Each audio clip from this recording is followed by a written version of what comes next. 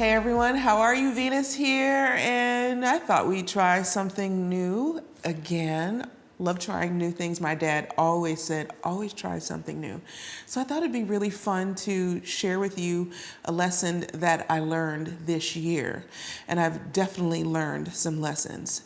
And I think that sometimes when you think that you've learned a lesson, you find out there's more to learn in this particular lesson. And I thought also we could have some fun with this because I like to have fun. I don't know if you can tell. So this, I don't know, it's called Life Lessons with Me. Life Lessons with Venus? Is that what we should call this series? And also remember, go ahead and hit like, hit subscribe if you like this. We are on every Friday. Don't miss it. You want these updates, don't be late.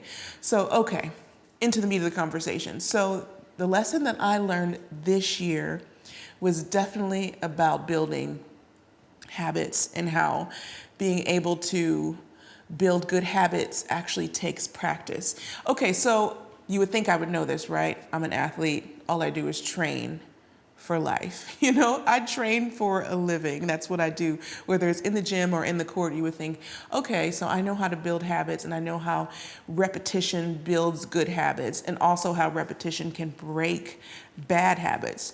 So in December, I realized, okay, I need to get ready for the Oscars. We might get an Oscar nomination for our film, King Richard. And I really just wanted to look great at the Oscars. And I haven't been on tour in a little while, so maybe, you know, not fitting in all my clothes like before. So I'm like, what can I do? What can I do? And I was already eating well, and I thought, I gotta stop snacking. So since the new year was coming up, it's a great time for resolutions. And I thought, well, snack-free January. And I thought, well, February rhymes with this too. So I'm gonna do snack-free January and snack-free February. And so the rule was that I could snack, but just on fruits or nuts or like raisins and things like that.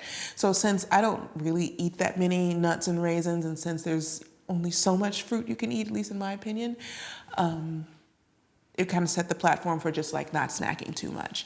So when I first started, it was really challenging because I like to eat at night. I don't know about you guys, but I like to eat at night. And it's like 7, 8 o'clock and you've already had dinner, and then you just like go and you start looking around your house for snacks. Do you do that? I do that. Or I did do that. So it was hard in the beginning. I was just like going in and I would realize I not only couldn't I have a snack, but I didn't even have any in my house.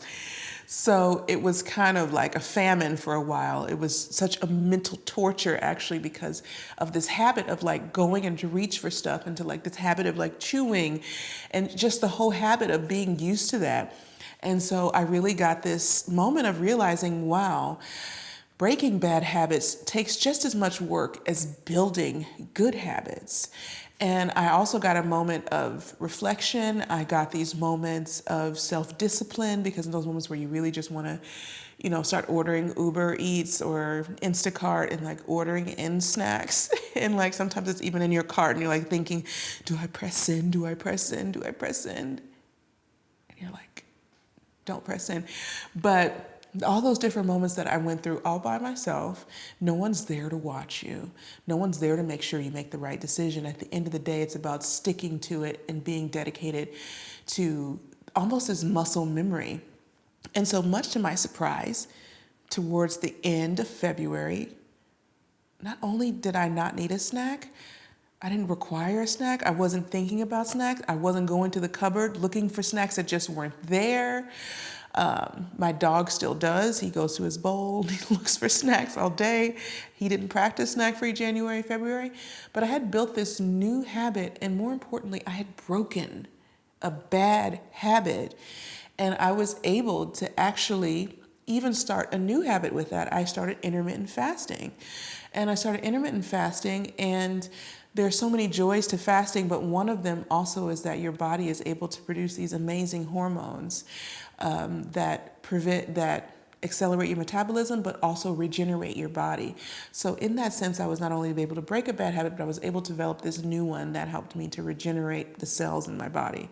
So I feel like I need to provide a really nice link in the description box about intermittent fasting so you guys can learn more about it. And maybe I'll tell you more about my journey in that too in another video.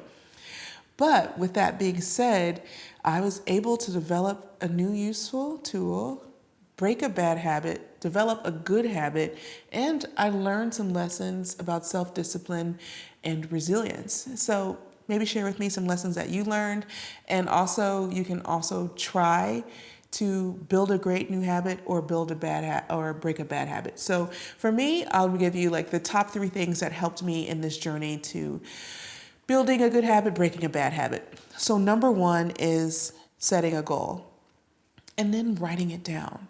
So instead of that goal just kind of floating around in your head and just being kind of this, as my dad described it, an electrical impulse. When you write it down, it actually gets real. So write it down. And then write down some steps on how you're going to achieve that goal. So for me, those steps were the rules of the goal, that it was just going to be fruit, and it was just going to be nuts, and it was just going to be air and water. And those were my rules. And then, of course, the third part is that you're not going to be perfect and you're going to mess up. But when you do, get right back on the horse, and that you know that you're going to achieve this goal. And the second part is real, and I'm going to throw in a bonus rule, but number 4 is that just take it one day at a time. Don't think about, oh my God, this is going to take so long, or oh my gosh, I can't get till tomorrow. Just focus on that day. Just focus on that moment, one step at a time. Remember, each day adds up, and reward yourself. Like give yourself a pat on the back, or give yourself reward yourself a massage or some kind of reward for achieving your goal, because then it keeps you motivated. So those are my tips for doing it. And then also some tough love. So that's a bonus number 5, like tough love. Like you don't need everything. You don't need everything. So in order to get the thing you want, you have to be focused on that road to get the right thing. All right, guys, so let me know if you liked this. Let me know if you want to see more of this. I think I'm going to do some more of these kinds of videos because I'm always learning, and I want to share with you guys. And I will see you next week. And remember, just subscribe so you can get notifications so you know this is happening. I'll see you soon. Be well, be safe.